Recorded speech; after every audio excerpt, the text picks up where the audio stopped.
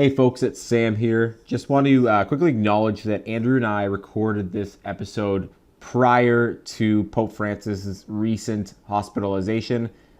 We understand that he was recently able to perform some masses. He stepped back into the public eye. We are relieved to hear that, and we continue to pray for his recovery and wish him all the best.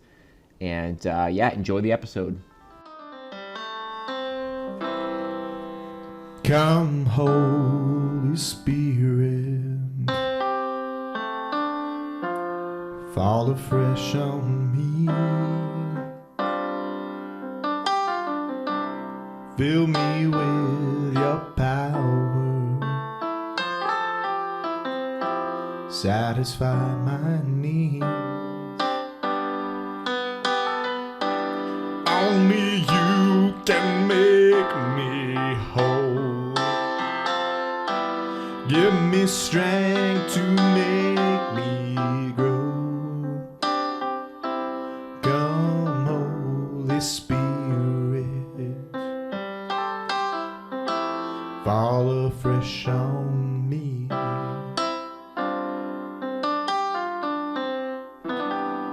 We're back. We're back. Oh boy. I have here a book, Andrew. A book. It's by a guy you should know pretty well. Probably someone you're a pretty big fan of. Why? Who's it by, Sam? Well, it's by a Catholic. It's Father James Martin, S.J. What does that mean? St. Jerome's?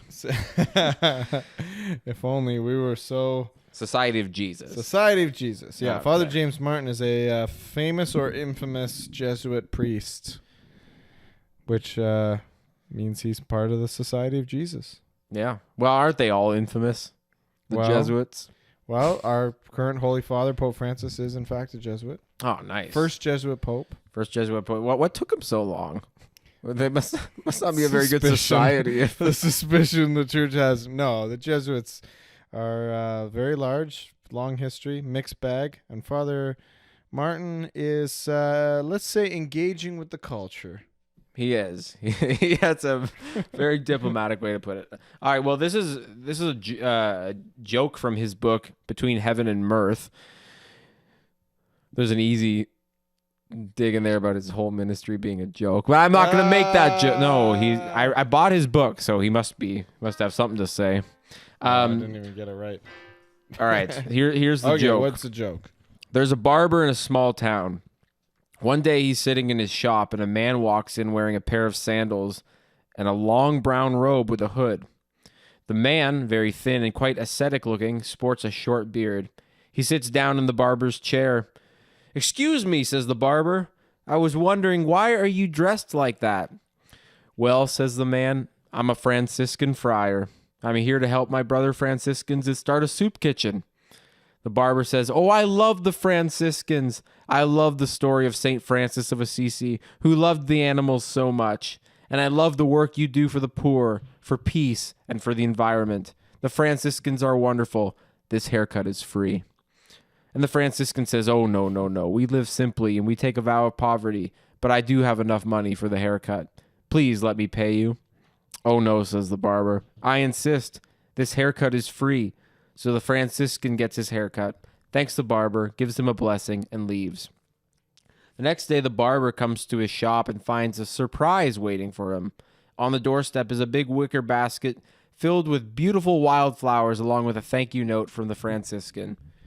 That same day, another man walks into the barber's shop wearing a long white robe and a leather belt tied around his waist. When he sits down in the chair, the barber asks, "Excuse me, but why are you dressed like that?" And the man says, "Well, I'm a Trappist monk.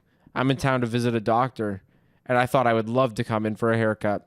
The barber says, "Oh, I love the Trappists. I admire the way your lives are so contemplative and how you all pray for the rest of the world. This haircut is free." The Trappist monk says, "Oh, no. Even though we live simply, I have money for a haircut. Please let me pay you." "Oh, no," says the barber. "This haircut is free." So the Trappist gets his haircut, thanks him, gives him a blessing, and leaves. The next day, the barber comes to his shop, and on his doorstep, there's a surprise waiting for him. A big basket filled with delicious homemade cheeses and jams from the Trappist monastery, along with a thank you note from the monk. That same day, another man walks into the barber shop wearing a black suit and a clerical collar. After he sits down, the barber says, "Excuse me, but why are you dressed like that?" The man says, "I'm a Jesuit priest. I'm in town for a theology conference." And the barber says, "Oh, I love the Jesuits. My son went to a Jesuit high school, and my daughter went to a Jesuit college. I've even been to the retreat house that the Jesuits run in town. This haircut is free." And the Jesuit says, "Oh, no, I take a vow of poverty, but I have enough money for a haircut." The barber says, "Oh, no, this haircut is free." After the haircut, the Jesuit thanks him, gives him a blessing, and goes on his way. The next day, the barber comes to his shop, and on his doorstep, there is a surprise waiting for him. 10 more Jesuits. I didn't see it coming. Really? I didn't see it coming. Good. That's good. That was good. That was a little, yeah. It was a good punchline there. Yeah. I mostly bought the book for the jokes, to be honest. He's quite the comedian, Father Jim. Yeah. So, by the by, today we are drinking a velvety stout. Yeah, but this not is any non-alcoholic. Not any velvety stout. Crap. How do you pronounce this? I guess I just craft. It's one of those dumb ones where they take all the vowels out. CRFT. This naming trend is like 10 years old. Like there was a lot of bands that would name themselves and they would just take the vowels out of their names. Well, The Weeknd. Yeah, Weekend. Yeah. I mean, yeah, took some of the selective vowels. I'm just Vowel amazed. removal. We're recording this. I don't know when this is going to be released, but we're recording it during Lent, and you and I, as we mentioned before, are not drinking alcohol for Lent. Do you feel better? I do, actually. I think I look better. Like I think my face is like a little more defined. Well, I might be compensating with baked goods. I mean, but fair right? enough. I guess the one thing I'm amazed by is actually how much I like the taste and what the variety there is of non-alcoholic beers. Yeah, it's really come a long way. Like, you know, I just thought it was this kind of murky world of like, there'd be one or two beers and it would taste like crap and people would just have it because they had to or whatever, you know? Right. But now it's like there's all these different flavors to choose from and the packaging and everything. Like it's at the grocery store. It's like going down and it's like, oh, okay, what do I want? And this is velvety stout. Tastes like... Yeah. A lot of things are getting worse in the world, but this is one thing that's getting better. Yeah, there's hope. There's hope. It's funny that you open up with our joke about the Jesuit, because as I mentioned, Pope Francis, our current Pope, is the first Jesuit Pope. Mm-hmm. And he very recently just celebrated 10 years. I can't believe it's been that long. Yeah. 2013. Do you remember where you were when Pope Francis was elected? Oh, I would have been just getting ready to go to university, I guess, at a Catholic university. Yeah. It was in March, I guess. Yeah. I remember my grandma telling me about him. She was pretty excited. I was coming back from a bus trip. My Catholic grandma. Okay. Yeah. I see. Yeah. I was with my youth group and we were coming back from I'm pretty sure. Yeah. It was like a March break mission trip we were doing in Kitchener-Waterloo. Mm-hmm. And so we were coming back and then it was like we're on the bus and this was like not a lot of people had cell phones people had cell phones, but like data and stuff like that. Like, I think there were like one or two people who had like data to like, and we're out in the boonies, right? In Bruce County. So it was like somebody was getting updates, Mm-hmm. and then there was the whole, on the white smoke, and then we got back to the church, and then we I think we got crowded around a laptop or something, just to like find out who it was. And I remember one of the girls who was on the trip was in like grade 8 or grade 9, like she was really young, and she was like, I'm so excited to find out.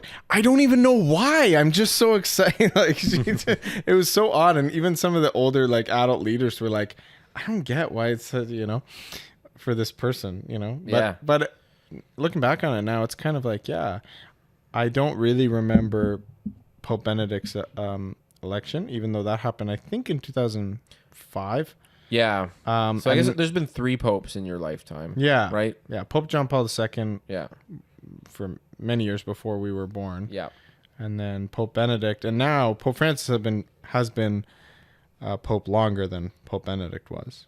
Right. Which is kind of wild too to think. So 10 years. So obviously there's been like a ton of stuff written about in the last little while. I even went to a public lecture at St. Jerome's recently. That was they brought in a professor who's fairly well known. Massimo Fagioli from Villanova in the States, and his whole talk was like, what has the last 10 years been in the church? What did he conclude? Well, he's quite positive about Pope Francis' papacy, and kind of positive about the shift in tone, but also some pretty like concrete policy things. Sure, right. Policies around the Vatican, around transparency and finances, yeah, but it's hard. I always find like when you're in the States, there's like a cultural war going on, right? Right. And even people who are like trying to be above it and trying to be like critical of the culture war are like kind of part of, Sure. Yeah, they're engaging. Yeah, totally. So they're like, those people on the other side that I don't like, they're in the culture war, Right. And then they'll make a whole bunch of statements. So you're like, oh, well, you're just the other side of that culture war. Totally. Right? So I'm always a little skeptical of that. But I found this great article in National Post from Father Raymond de Souza. Do you ever read Father Raymond de Souza? I don't think I do. He's a regular columnist for the National Post and maybe a couple other papers. He's like kind of one of those priests that, like, if there's at least Canadian priests, that if there's like a big thing, like a pope getting elected, right, he'll be the one that they the go-to religion writer, right? Yeah, and they interview and So, but he's great. I've heard him speak actually before, and his article, the title of his article, Pope Francis hoped to convert the world. Has the world converted the church? Oh, wow. Wonder where he's going with that one. And any good bits? Yeah, there was one in particular that I was let me just find it here. Oh, yeah, we've talked before about the German bishops. Like, here's one where he's saying, days before his 10th anniversary, an assembly of the Catholic Church in Germany, including a majority of the German bishops, voted by large majorities in favor of the world's menu for the church. Sexual liberalism, intercommunion, women's ordination, all served up with a side order of climate activism. Very little about Jesus Christ. So the whole tenor of it is not of the article is not totally down on Pope Francis. Let me see if I can find. He really gets it from all sides, doesn't he? Yeah. Like there are people who think he's like he's sort of this mixed bag. If you were to think of it in like strictly political terms, right? If you think of him as just a politician, he's like very pro-life, very but he's also into climate activism, and in the sense of the care for creation, we're to be stewards of creation, right? So he's written a lot about that. At the same time, he's like wants to build bridges and accompany people, even people that he may know are incorrect, but he's not going to state that. He's going to just focus on reaching out, on making friends, right? Right. Whereas people would say like, well, but like, are you going to call them out because they're wrong? And his idea as well. No, I'm not going to, or at least that's what it seemed. I guess by his actions, doesn't offer right? as many rebukes as whereas critics want. Whereas for people seeking like a lot of clarity, like what is it we think? How are we different from other religions? How are we different from political parties? So like Pope Francis, one of his major, what we call encyclicals, major letters, is Laudato Si, and that is his big kind of like manifesto on the climate, on the environment, on being steward of creation. And so I like this quote from, again, this article from Father de Souza. He says, Pope Francis entitled the encyclical Laudato Si after the Canticle of the Creatures of his patron, St. Francis of Assisi. He opens with the quote from St. Francis, "Praise be to you, my Lord, through our sister Mother Earth, who sustains and governs us." All very traditional Catholic piety, but St. Francis also wrote in the same hymn, Praise be you, my Lord, through our sister bodily death, from whom no living being can escape. How dreadful for those who die in mortal sin. You know? Yeah. It's kind of like, I guess he's sort of critiquing, like, sometimes one can have a tendency to cherry pick, you know, like Sure. what sounds nice, what's kind of popular today.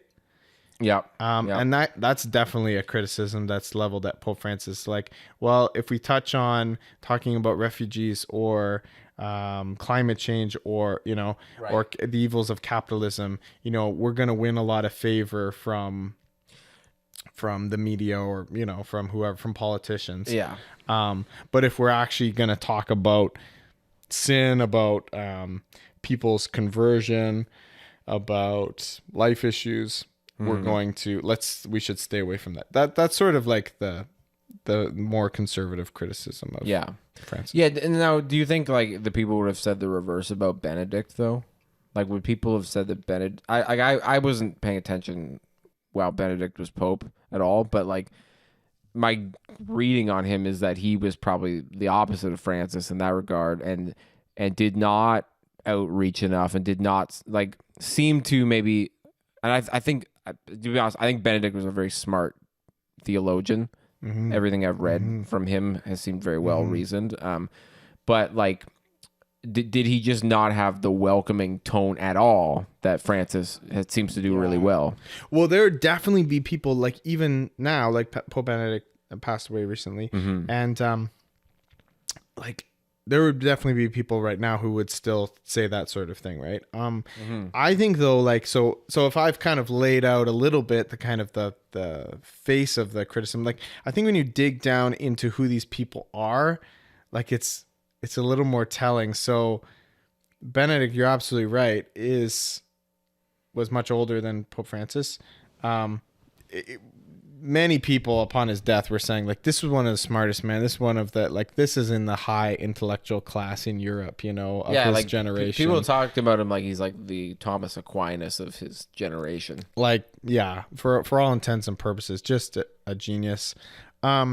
German, you know, like, he's a German man. He's part of that kind of European, you know, center of power of the church. I don't mean that in kind of a cynical way. I just mean, like, that's where the church was Geographically, for many years. Pope Francis comes out of Argentina, right? So he's got this South American experience, Jesuit in the sense of maybe a little bit more missionary, maybe a bit more outreach, right? Well, also South America would have also been very influenced by liberation theology, totally. as well. But I mean, like, Benedict, his first, I gotta find the name for, like, his first encyclical. Leave it in the comments if you don't know. It seems like something folks would say. Like, it's kind of surprising. I actually find, like, if you watch something like The Two Popes, you know, Great movie. It's great. It's also mostly fictional, Right? You know, but it is a really good movie. But it's unfair in the sense that it really portrayed Benedict like completely out of touch with the world, which I really don't think he was. I think he was trying to do, because he was very close with Pope John Paul II. They were both like participants. Benedict wasn't a full participant in the Second Vatican Council, which was huge. It was a monumental shift for the church. Yeah. And in the years afterwards, the church and society, with the sexual revolution, with all kinds of stuff, like, it was kind of rocky waters. It was kind of turbulent, you know? Mm-hmm. So I think they were really coming in to try to, like, just add some consistency, some clarity. Pope John Paul II, like, politically, his engagements were to try to defeat communism, and, you know, but liturgically and theologically, it was like, all right, let's just get some. So they work on the Catechism of the Catholic Church that was published in the 90s, you know, just to get, like, some statements of fact. The liturgy was kind of like, there had been a bunch of experimentation and innovation in how Catholic Mass was done. It was like, okay, now let's kind of, like, settle in here. So Benedict's first encyclical, I found it here, was Deus Caritas Est, which God is love, you know? Right. It was a meditation on the love of God, you know? Like, Yeah. it wasn't like some esoteric, moral theology on, you know? So Sure. that's kind of my read of him is he was a little bit more surprising than people give him credit for. Well, because I've read a post-mortem on Benedict, and I know we're trying to talk about Francis, but like I read something about him where they were basically saying for his time, for like when he was part of Vatican II and all that, like he would have been perceived as actually a more progressive theologian. Definitely. In the 60s, he was very progressive. But well, these were guys like John Paul II, Benedict, like they were definitely not what they call preconciliar before the council. They weren't people who wanted to stay in the old right, in the old, like they wanted the church to respond to the modern world. But again, it kind of goes back to the title of this article. It's like, do they want to shape the world or do they want to be shaped by the world, you know? yeah. And it's always like, I don't know, it's always a healthy, maybe healthy is not even the right words. It's always a tough road to walk. It is. That's right. In the world, but not of the world. Because like there's nothing wrong with a lot of things that change in response to the world that I think are generally okay are things related to superficial style or like the language that you use in terms of like how people are talking in that generation, or like even just like what are the issues that are causing people the most grief in their lives right now that our church needs to speak into more. Like it's really matters of like emphasis and style. I feel like where like it's okay to an extent, but obviously like where people get concerned and probably get concerned with Francis because I think sometimes he does have a tendency to obfuscate. Is when it concerns matters of morality and truth and church teaching, which should not, in theory, be changing at all. Yeah, and again with style, like style can affect substance and vice versa. Like for instance, one of the things Father D'Souza pointed out, he's like, they used to have papal bulls, you know, which was like the decrees from which. Maybe that's outdated, antiquated, or that, you know, how that's done. We still have things like encyclicals and formal things, but like now, the press conference on the plane has become like a staple of Pope Francis's papacy, where it's like he'll have traveled somewhere, and then he'll hold a press conference on the plane, like he's literally just standing in the plane. There's a bunch of journalists, and like on the one hand, it's like, oh wow, cool, how approachable and how everything, but then that's often where it's just off the cuff remarks, and that's where things will get either mistranslated and or misquoted because he'll be speaking in, you know, Italian or Spanish or whatever, and then you'll get like a little thing taken out of context. And we've got 24-hour news cycles, so like before his plane has landed, there'll be articles written either like saying this is the most amazing thing, did you hear what the Pope has said, and on the flip side like he's a heretic, like, you know what I mean? So it's a totally different kind of world and landscape that he's operating in, and I think in his desire to like be part of it and to be relevant and on behalf of the church be relevant, it's murky, it's messy. Sure. Yeah. So I don't know. The other thing that a lot of people speculate on is because Pope Benedict retired before his death. Right. He was the first to do so in, I believe, like 600 years. Yeah. I think Francis is going to do the same. Well, there's speculation. And initially, like, he kept saying things like in his papacy, like, I'm not going to be a Pope for a long, long time. But now recently he said like, no, I think it's a thing for life. But then like he's in a lot worse shape these days. Like he's in a wheelchair all the basically time now, in a wheelchair. Yeah, he's got sciatica. He's like, I mean, missing part of his lung or something like that. Yeah, like he has, so, but even then some people, it's so funny. Like people interpret things. I try not to be very cynical, right? Mm-hmm. He's the Holy Father, he's the Pope, he's the leader of my church, and I try to give him the benefit of the doubt and everything. But it is funny how people will, in our current era, interpret him like a politician or a celebrity or whatever. Right? Yeah. So even people, when he said like, no, like I'm sticking it out. And he mentions, he had some line about like the moment a pope announces they're retiring, there's all these pressures on them. And I couldn't help but think of like, you know, with Justin Trudeau or Joe Biden or something. It's like, they're always running in the next election until they're not, right? True. Until they actually are like, no, I'm not in. Like anytime they're asked that question, they have to say like, do you intend to run the next election? It's like, yes, definitely. I'm proud of what we're doing, and I want to continue through it. Because if they were to say no, then everyone would be like, sucks the wind out what are you going to do with your last month in office or whatever, right? Yeah.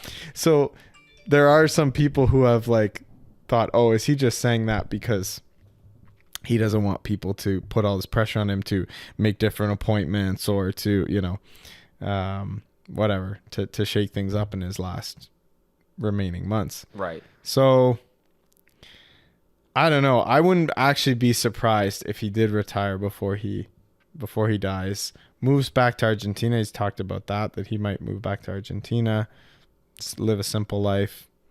And I think the consensus is, even though there was great hope for like, you know, an African pope or an Asian pope as the next one, which would be groundbreaking, I think there may just be a desire for people to want a stabilizing figure. Yeah.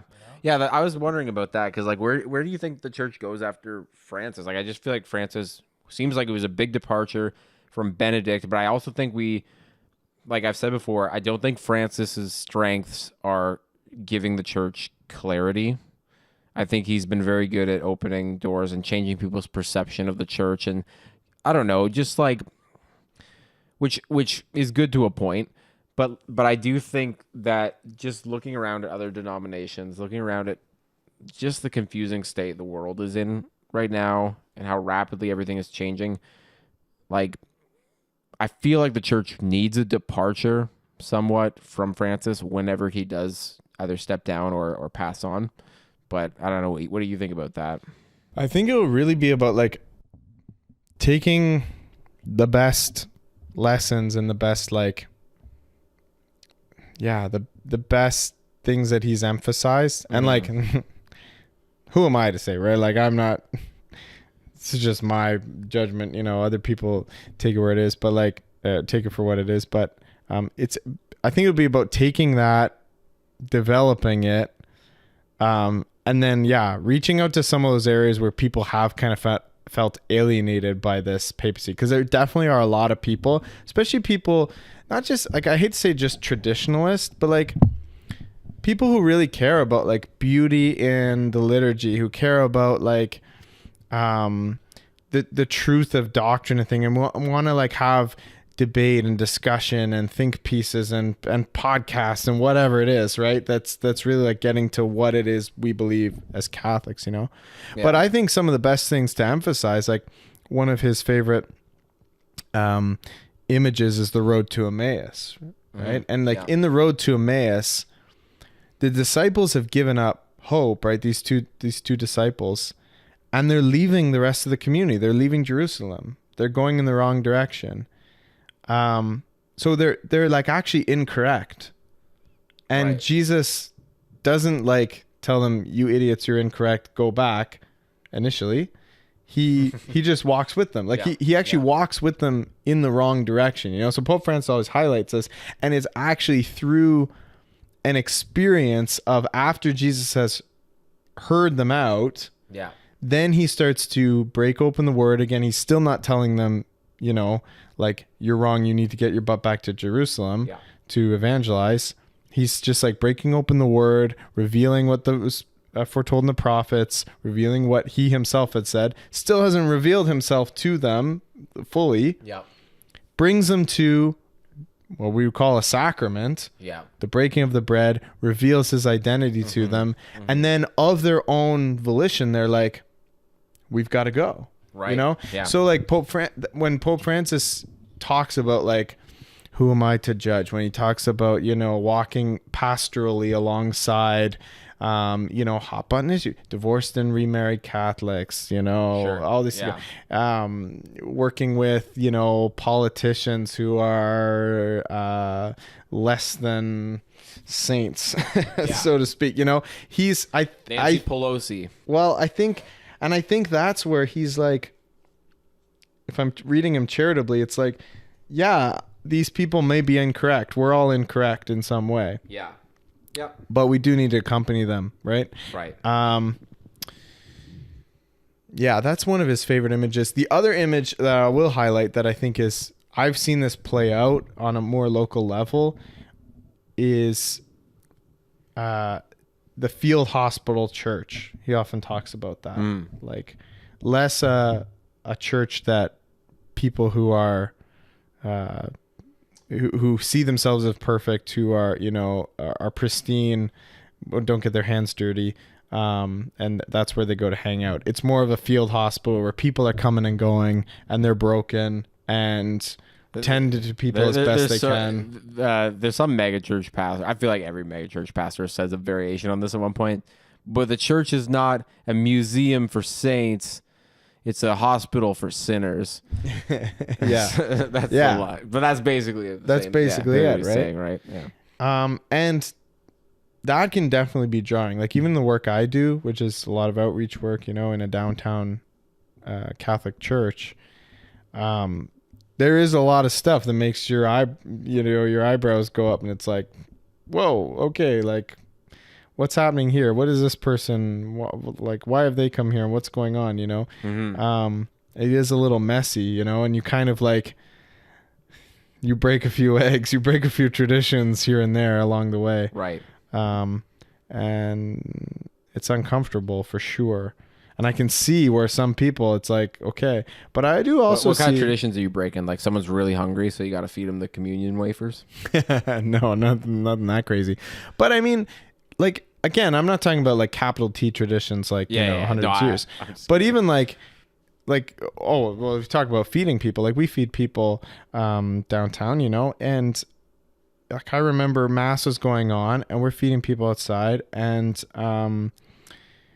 somebody comes in, it's getting chilly outside, and somebody comes in to eat, and they're sitting at the back of the church, and like, mass is going on, and we wanted to be a reverent space and whatnot. And I could totally like picture a few people in my mind who would be like upset that we don't do food and drink in the church, that kind right. of normally, right? Especially while mass is going on, right? Mm-hmm. But this guy's sitting there, and I'm just like, there was this impulse in me that was like, yeah, I gotta almost like protect this guy. I gotta just let him be. Just let him eat there. We gave him the food outside at our outreach, and like, he's not hurting anyone. And sounds like you need to build an addition onto St. Mary's, a dining hall.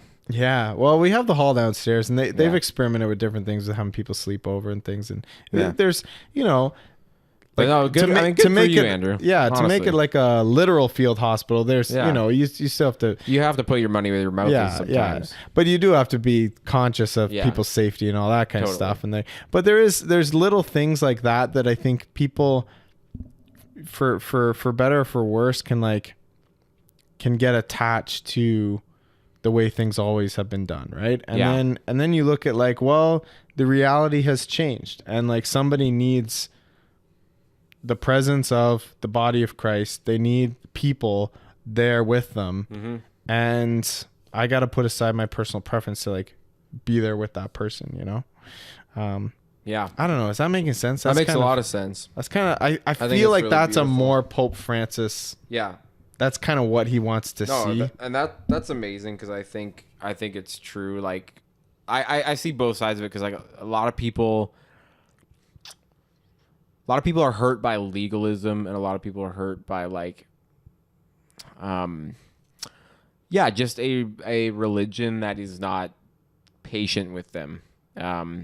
And that doesn't help them. If I'm gonna weigh what is more likely going to win a lost soul back to Jesus, it is probably the patience rather than the brute force kind of truth. Even if no matter how true, like, it has to be led with the patience and with the open arms and with the welcoming. I think that road to Emmaus imagery is very beautiful and very applicable. And so like, yeah, that's where it's like, I don't know. People always say that you get the Pope you need at the time.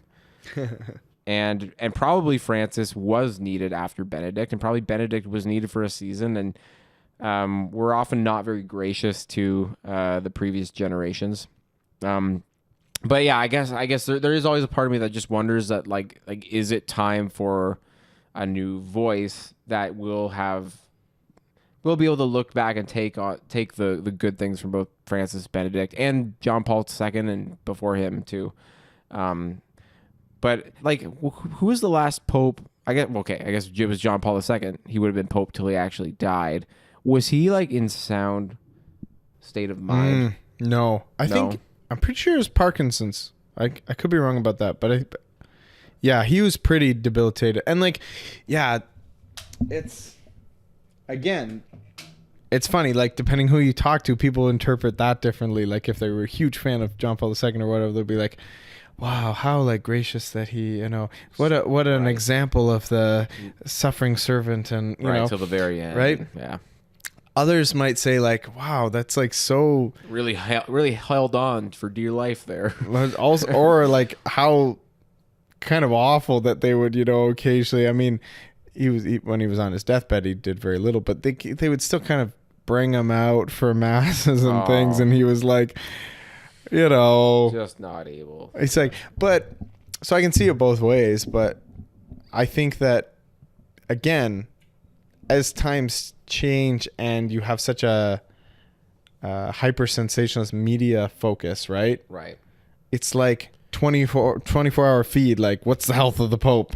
How are they doing? There they were. Yeah. We've got every camera angle on this guy, and it's not like 100 years ago or whatever, where it's like you'd get some report written by the secretary of the Vatican or whatever that's like, and this morning the Pope has retired to his chambers where he will be resting as he prepares for the final journey to the whatever, right? It's like it's a much more dignified way of saying he's gonna die soon, right? Yeah. Rather than we have to see the guy there like drooling on the side of his chair or whatever, it's kind of rough, right? So I don't know. I'm not opposed actually to if the Pope gets to a point. I don't think they should willy-nilly retire. I don't think we should have like six former popes, Pope Emeritus just hanging out. But if the Pope gets to a point where he can't travel very well, he's in constant pain and discomfort, like let's just let him have a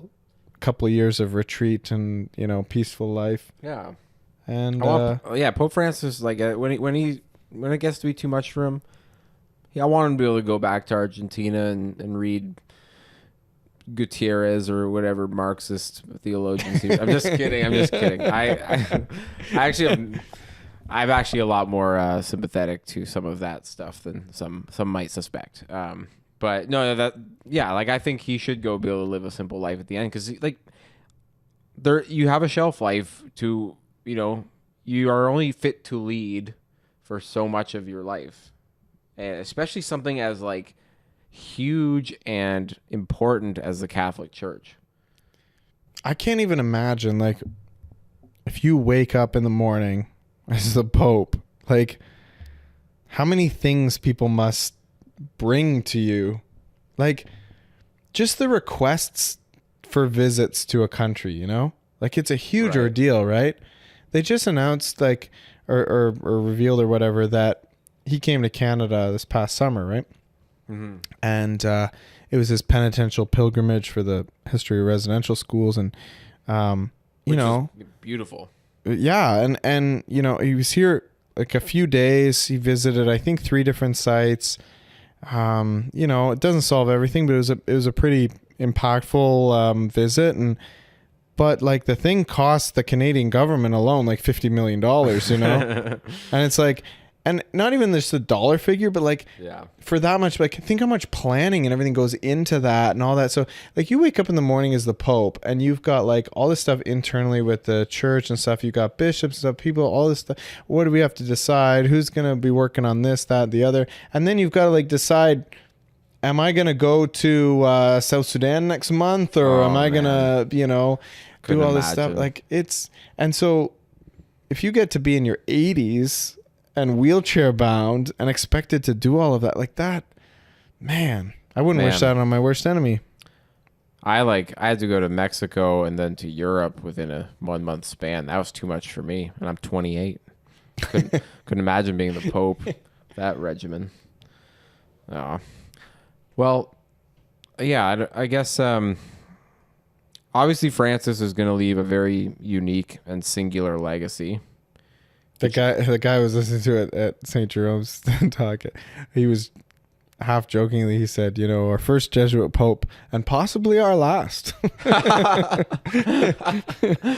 Did he ever as a funny joke, but did he have a reason for that? Just because it's been such a surprise, Yeah. papacy. Yeah. People go, we better not risk it again. Maybe in 1,000 more years. We'll give it a bit. Yeah. I don't know. I'm honestly, I would kind of love if, you and I have watched The Young Pope, Oh, I love that show. I was thinking of rewatching it. I think if there was if they went with an American Pope, but regardless if they went African or Asian, if they went with somebody who was a little bit younger, who'd be there for a good 20, 30 years, kind of thing. I think that could be mixed cool. blessing. They could be crap for 20 years, Yeah. But it'd be kind of neat if, I guess you want someone who has had enough time to really show you who they are. yeah.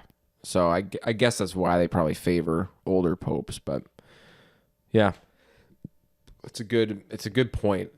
In some sense, it's nice to know that, hey, if he sucks, we only have to deal with him for 10, 15 years. That's right. Yeah. Yeah.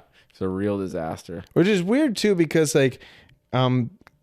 bishops and pastors are required to submit a resignation letter at age 75. That seems about right. Yeah, but Yeah. the Pope doesn't. It's weird. And the American president right now is 104. So, They'll let anybody do the job. so priests will be able to continue serving. They just can't be the actual pastor of a parish. Right. And bishops the same. Yeah, I knew a priest. He was a friend of my grandparents. He was a charismatic Catholic. And he died last year. No, 2 years ago. No, it was last year. Anyway, he died recently. And he is, in fact, we have confirmed he has passed away. Yeah. He's in heaven now. But he was 94 years old, but so during the pandemic, when nobody could go receive the Eucharist, he would invite people over to his house, and he would hold a mass for them so that they could all a clandestine, yeah, in defiance of the government. And he could do it because he was a priest, a retired one, but a priest That's nonetheless. Hilarious. And he was less accountable to the bishop than Exactly. That's exactly. hilarious. Yeah, I loved that. He was clearly a bit of a rebel.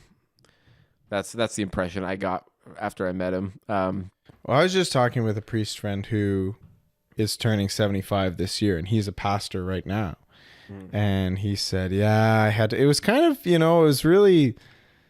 was a little sad. He was saying, I had to draft my letter and I've sent it, and I indicated in my letter, I still continue to serve, so he's basically saying he would like to be made an assisting priest or something. He'd like to stay where he's at with his community, right? But hey, they're gonna have to raise that age pretty soon if they don't get more enrollment in the priesthood. At least based on what you tell me. Aging population. You hear the side notes, France was going to raise the retirement age, Yeah, there's riots There's about the it. riots. Nobody riots like the French. Yeah. Nobody does. I'm just civil picturing unrest. a bunch of rioting priests who want their retirement. Yeah. They're tossing off the collars. Yeah. Smashing statues. That'd be awful. That would be. Yeah, especially consecrated statues. Do you guys do they consecrate statues? That's a great question. I don't actually know. Maybe they're... I don't know if the statues are actually consecrated. I don't know. I was thinking about that. We really don't like in Protestantism. A lot of this stuff's so foreign to us because we just don't use it. We don't think anything physical is like can be inherently holy or blessed. We just don't have any like concept of that. Which I disagree with. Like I think, like I'm the rare Gnostics. Protestant. Is that Gnosticism? No, I don't. No, Gnosticism. I don't think I could summarize Gnosticism in one sentence, but I actually do believe that Dualism. Is it dualism? I don't know. I believe that the Eucharist. It's an ism. I believe the Eucharist is Christ's body and blood. I've come to that belief. Right on. And I think like anointing oil. It's like if we do anointing oil, why don't we like do holy water? One way, this is probably simplistic. I'm not a fully fledged trained theologian yet. But when I bring, when school groups come to the church, for tours. Yeah. I go through kind of the etymology, right? So the words like sanctuary, sacred, holy. Sure. These are same roots, and we're talking about special or set apart, right? Like quite literally, like set apart, like out of the ordinary, right? So, like, what does that mean? It means like on a whole bunch of levels, like how you think about it, how you approach it, how you talk about it. It's all set apart. It's all holy. It's all right. Mm. And so the whole idea of, take off your shoes, you're on holy ground, right? Sure. It's like, okay. Yeah, a place can be holy. Right? Yeah. And so to consecrate something is to make it set apart. Yes. To set it apart, to make it holy, right? Right.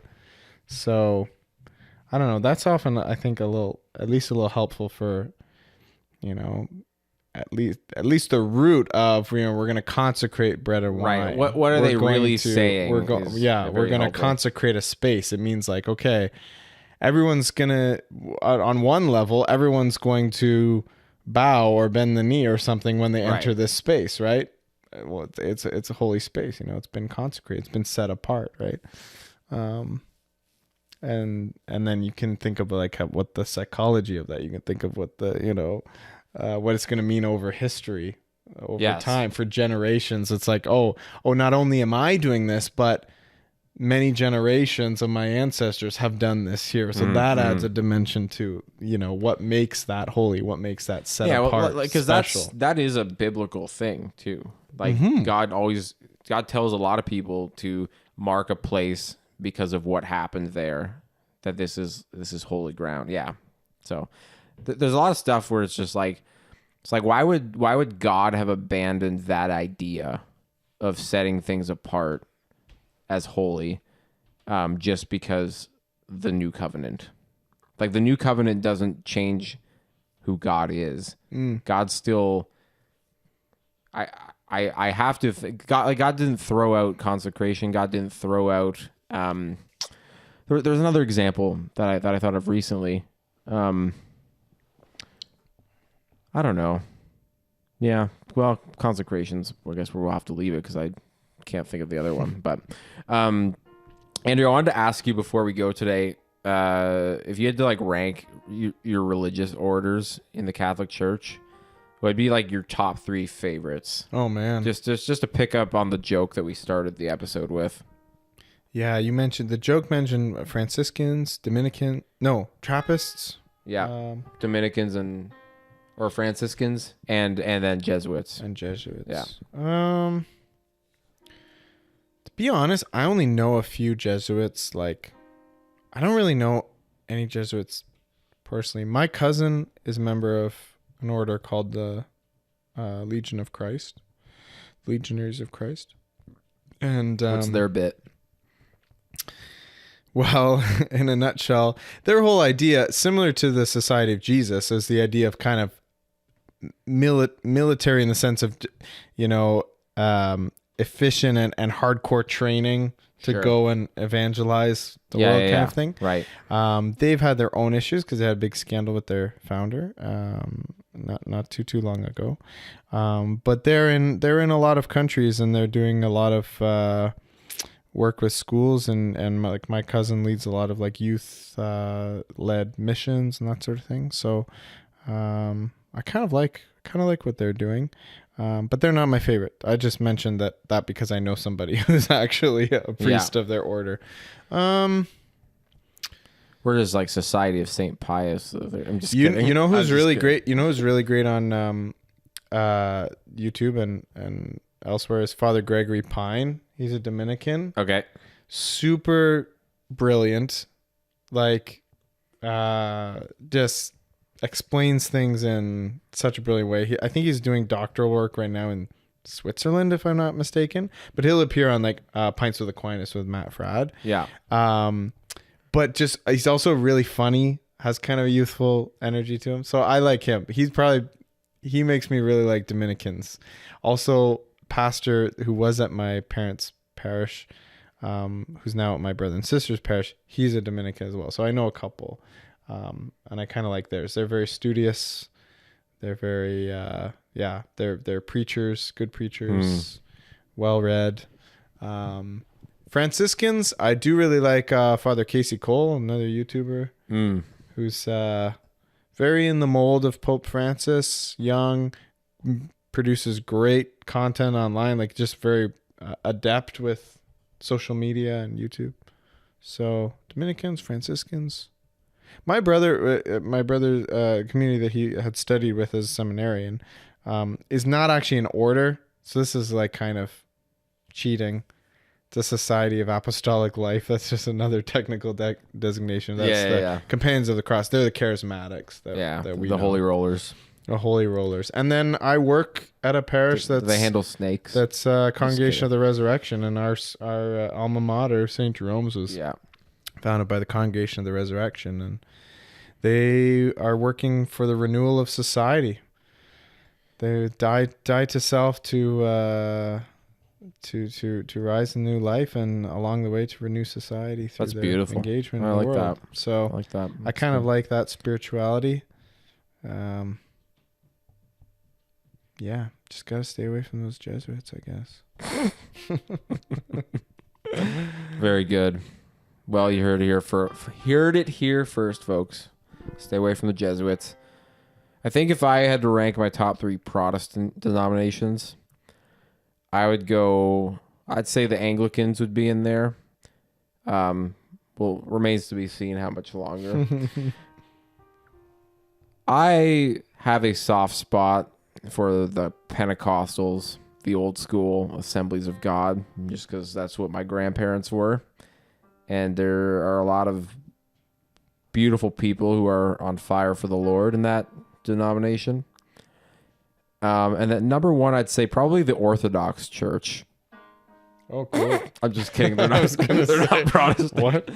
No, that was sorry, Orthodox friends. That was a low blow. Well, that's a little different question though. Denominations versus orders.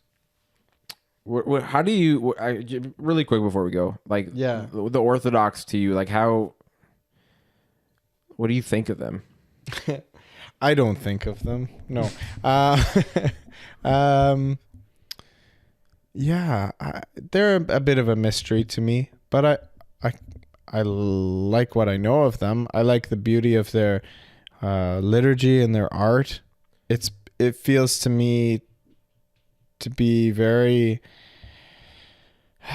demanding spiritually in a good way. Yeah. It engages the faithful. It's very cultural. You know, it's very bound up in the cultures of the East. That's the hard part about it. You know, so it's a little foreign in that sense. But like one of my good friends, who's part of the Eastern Church that's in communion with Rome, it gets a little confusing at times. The whole thing. He's a deacon, and just some of the stuff he's explained to me of like the prayers that go on with the priests getting ready, like vesting themselves and preparing the bread for the, like all this stuff. And there's a lot that goes in that's all like behind the scenes that the people wouldn't even see, but it's like every detail has something to it. Very mystical and spiritual. Yeah. So I find them neat. And I like the singing, a lot of a cappella. Oh, the singing's amazing. I think they have the aesthetics down. I don't know. I some days I like them more. Some days I like the Catholics more. But yeah, a lot of beauty. A lot of beauty. I would really like to go to an Orthodox service sometime. Let's go. Been to my fair share of masses, but that's a world I have yet to dip my toes into. Yeah, divine liturgy. Yeah, we should go. Yeah, I'd be down sometime. Yeah. I hope in reflecting on this episode, there's no way we can do justice to the 10 years of Pope Francis's papacy so far. I hope, if perchance I have offended, think but this and all is mended. We'll hopefully when we do his 20th anniversary episode. That's right, yeah. We'll have more to say. And Holy Schism's 7,000th episode or whatever will be on his 20th anniversary. Yeah. But all in all, maybe concluding thought from me, at least, on this is just the culture is changing really rapidly, and the church is always trying to just navigate its way through that, and we've made mistakes in the past. We're going to keep making mistakes. Pope Francis is at least trying to speak into that. I think that's my assessment of it, and I think he's doing a pretty good job. You shall cross the barren desert, but you shall not die of thirst. You shall wander far in safety, though you do not know the way. You shall speak your words in foreign lands, and all will understand. You shall see the face of God and live. Be not afraid. I go before you always. Come, follow me, and I will give you rest. And I